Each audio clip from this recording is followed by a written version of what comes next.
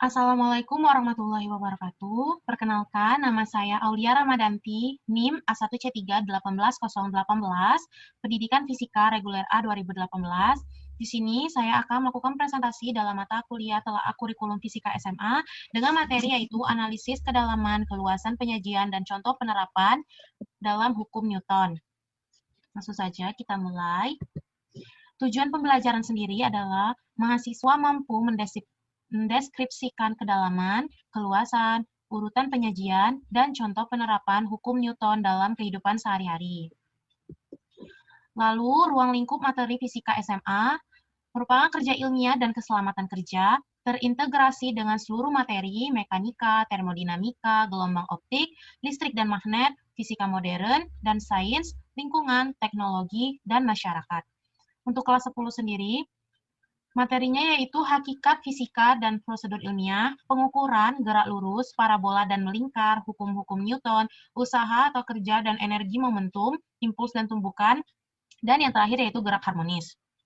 Pada kelas 11 sendiri, ruang lingkup materinya yaitu kesetimbangan, dinamika rotasi, hukum Hooke, fluida statis dan dinamis, suhu, kalor, dan perpindahan kalor, teori kinetik gas dan termodinamika, gelombang, bunyi dan cahaya, alat-alat optik, dan gejala pemanasan global.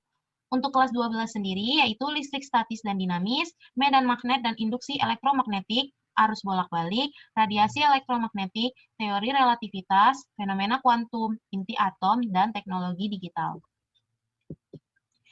Lalu kedalaman dan keluasan materi, yaitu kedalaman materi itu didefinisikan sebagai rincian materi yang diberikan secara lebih mendetail.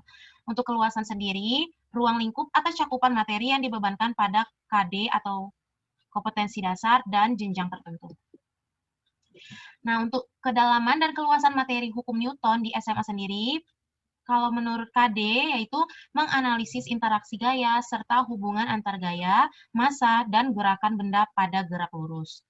Lalu melakukan percobaan berikut presentasi hasilnya terkait interaksi gaya serta hubungan gaya, massa, percepatan dalam gerak lurus, serta makna fisisnya. Nah, untuk materi sendiri di hukum Newton yaitu hukum Newton tentang gerak, serta penerapan hukum Newton dalam kejadian sehari-hari. Nah, untuk kedalaman dan keluasan materi hukum Newton sendiri, yaitu hukum Newton ada pengertian gaya, jenis-jenis gayanya, dan hukum gerak Newton. Nah, hukum gerak Newton sendiri terbagi atas 3, yaitu hukum 1 Newton, hukum 2 Newton, dan hukum 3 Newton. Persamaan masing-masing hukum, serta contoh penerapannya dalam kehidupan sehari-hari. Urutan penyajian materi hukum Newton sendiri pada SMA yaitu harus urutan sesuai hukum Newtonnya, yaitu hukum 1 Newton, hukum 2 Newton, hukum 3 Newton, dan aplikasi hukum Newton.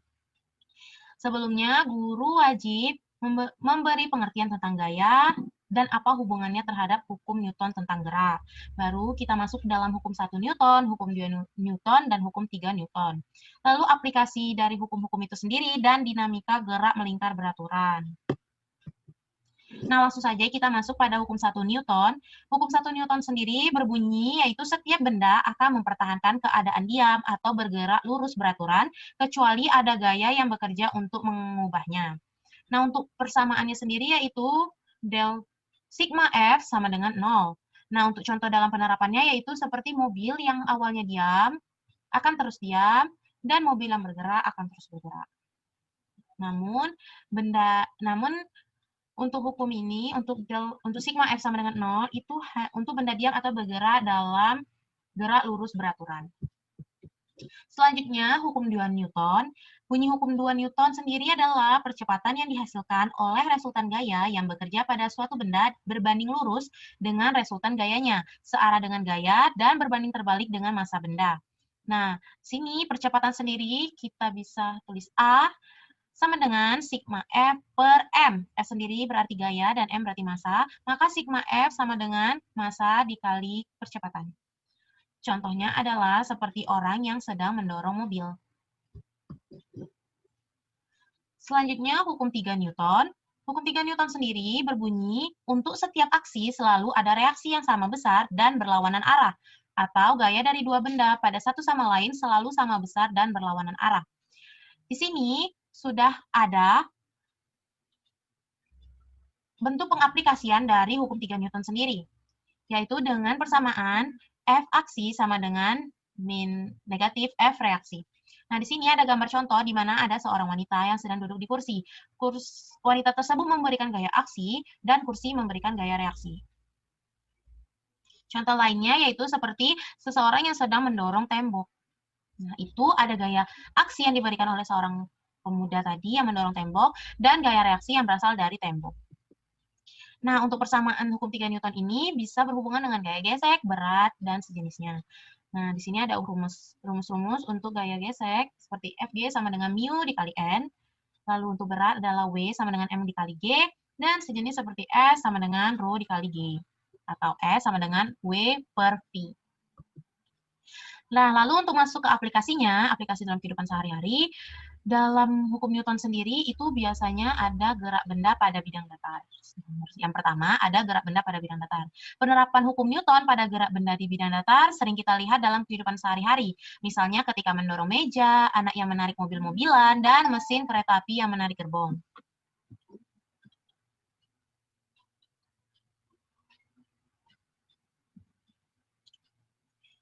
Nah, seperti di sini, ada pengaplikasiannya di mana yang ada F, ada N, dan ada W.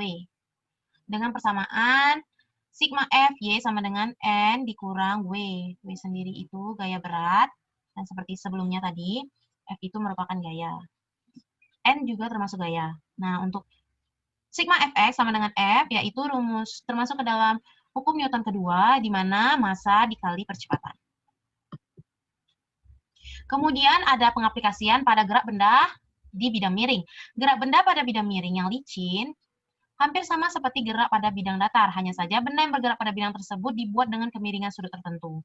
Nah, pada gerak benda pada bidang miring sendiri itu terbagi dua, yaitu pada bidang yang licin dan bidang yang tidak rata. Nah, di sini ada sudut terjadinya, ada sudut di sini, maka rumus yang digunakan adalah N dikurang M dikali G cos alpha. Nah, selanjutnya itu gerak benda pada bidang miring licin itu sudah dijelaskan sebelumnya tadi, yaitu hampir sama seperti bidang datar, hanya saja memiliki kemiringan sudut tertentu. Selanjutnya,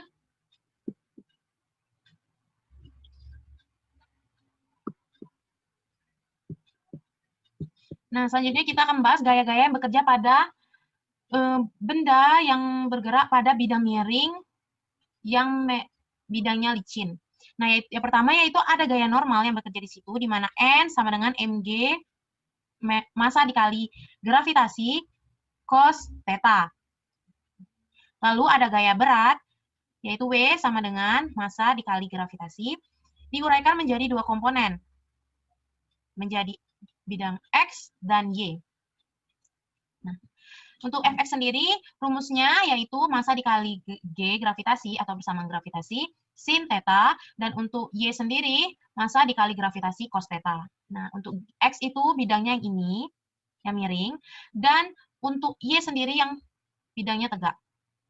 Nah, gaya yang menyebabkan benda bergerak pada bidang miring ke bawah atau selurusan dengan sumbu X yaitu merupakan penerapan dari hukum Newton kedua. Hukum 2 Newton, yaitu sigma F sama dengan massa dikali percepatan. Nah, lalu ada gerak benda pada bidang miring dengan adanya gesekan. Gesekan sendiri itu bisa terjadi jika benda tadi bergerak pada bidang miring yang permukaannya tidak rata. Bukan tidak rata, tapi lebih ke tidak licin. Kalau yang tadi kan dia licin. Nah, kalau yang ini, bidang miringnya itu permukaannya tidak licin. Nah, gaya yang bekerja pada persamaan ini, seperti yang sudah di pengaplikasiannya sudah terlihat di sini, yaitu gaya yang bekerja ada 3 gaya, masih menerapkan hukum 2 Newton, namun gaya yang bekerja ada gaya normal, gaya berat, dan gaya gesek.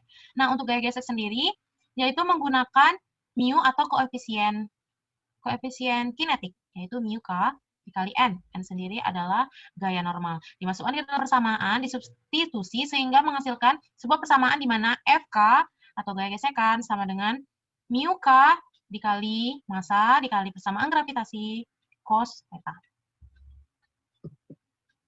Nah, untuk selanjutnya Hukum Newton juga bisa ditemukan dalam sistem katrol, di mana ada benda A dan ada benda B. Nah, gaya yang bekerja pada sistem katrol yang seperti ini adalah gaya normal, gaya gesek, dan gaya tegangan tali. Gaya tegangan tali itu bisa ada di sini dan di sini. Nah, gaya normal sendiri bisa dimasukkan N sama dengan massa dikali persamaan gravitasi. NA ya, yang ini. Yang benda A. Kemudian gaya gesek sendiri ada di benda A yang bergesekan dengan permukaan bagian sini. Yaitu di mana rumusnya adalah FA sama dengan mu K dikali massa dikali persamaan gravitasi. Nah, untuk sistem katrol yang seperti ini, yaitu diagram bebas sistem benda A dan B. Sama seperti ini pembahasan dari yang A tadi, yang di sebelumnya. Nah, bagaimana sih bisa kita tentukan dia itu memakai gaya apa? Nah, di sini sudah dijelaskan untuk benda A itu ada gaya normal tadi, NA dan gaya gesek. Gaya gesekan ke arah kiri ada gaya berat untuk benda B dan ada gaya tegangan tali. Nah, jika benda bergerak, maka berlaku hukum Newton kedua, di mana persamaannya sendiri adalah sigma F sama dengan massa dikali percepatan. Untuk kedua benda sendiri berlaku, yang untuk bidang kasar,